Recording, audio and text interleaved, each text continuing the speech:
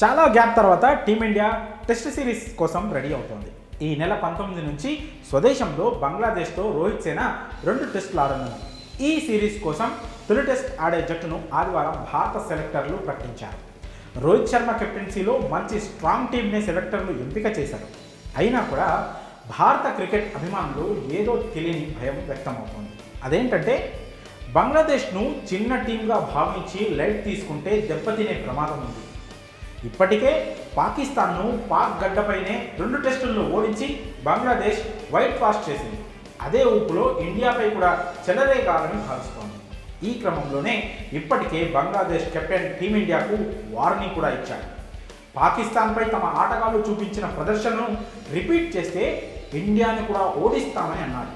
అతను అన్నట్లుగా టీమిండియాపై బంగ్లాదేశ్ విజయం సాధించిన పెద్ద విషయమేం కాదు. ఆట అన్నాక గెలుపోవటములు కామన్. కానీ ఇక్కడ బంగ్లాదేశ్ ఇంటెన్షన్ను మనం గుర్తించాలి. మన దేశం నుంచి దౌత్యపరంగా ఎంత మేలు జరిగినా, ఎన్ని ప్రయోజనాలు పొందినా క్రికెట్లో ఇండియాపై గెలవాలనే కసితోనే బంగ్లాదేశ్ ఆడుతూ ఉంటుంది. ఇండియాపై గెలిచిన సందర్భాల్లో వరల్డ్ కప్ గెలిచినట్లు వాళ్ళు సంబరాలు చేసుకున్న సంఘటనలు కూడా చాలా ఉన్నాయి. కొన్నిసార్లు కసిగా గెలవాలనే ఓవర్ కాన్ఫిడెన్స్తో గెలిచే మ్యాచ్లను కూడా ఓడిపోయింది బంగ్లాదేశ్.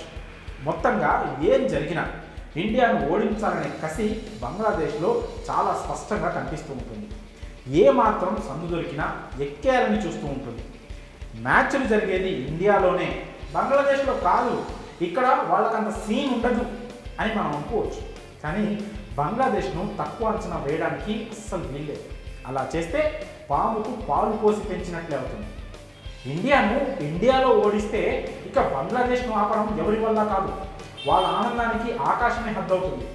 ఇక విజయం తర్వాత వారి అతిని, ఓవర్ యాక్షన్ను భరించడం సగటు భారత క్రికెట్ అభిమానికి చాలా కష్టమే.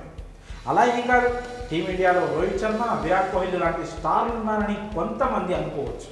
కానీ శ్రీలంకతో వన్డే సిరీస్ ఓడిపోయినప్పుడు కూడా జట్టులో రోహిత్ శర్మ, విరాట్ కోహ్లీ ఉన్నారు.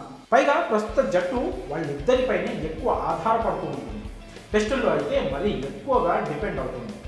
ఇలాంటి పరిస్థితుల్లో బంగ్లాదేశ్ను ఏ మాత్రం లైట్ తీసుకున్నా పాము కాటుకు గురికాక తప్పదు. పైగా తొలి టెస్టు చెన్నైలోనే. ఈ పిచ్ స్పిన్కు స్వర్గధామం అని ప్రత్యేకించి చెప్పాల్సిన పని లేదు. బంగ్లా టీంలో మంచి క్వాలిటీ స్పిన్నర్లు ఉన్నారు. Team India star batter Virat Kohli spin బౌలింగ్ను ఆడేందుకు ఇబ్బంది పడుతుంటాడు. అలాగే ఇతర బ్యాటర్లు కూడా బాల్ కాస్త టర్న్ అయితే చాలు ఇబ్బంది పడతారు. ఒక్క రోహిత్ శర్మ తప్పిస్తే స్పిన్ను సమర్థవంతంగా ఎదుర్కొనే బ్యాటర్లు మన టీంలో పెద్దగా కనిపించడం లేదు. అందుకే చిన్న పామునైనా పెద్ద కర్రతో కొట్టాలనే సామెతను నిజం చేస్తూ బంగ్లాదేశ్ టీంకు ఏమాత్రం ఛాన్స్ ఇవ్వకుండా టెస్ట్ సిరీస్ను టీమిండియా వైట్ వాష్ చేయాలని భారత క్రికెట్ ఫ్యాన్స్ కోరుకుంటున్నారు. మరి బంగ్లాదేశ్ జట్టు టీమిండియాకు ఏ రేంజ్లో డేంజర్గా మారబోతుందనే విషయంపై మీ అభిప్రాయం కామెంట్స్ రూపంలో తెలియజేయండి.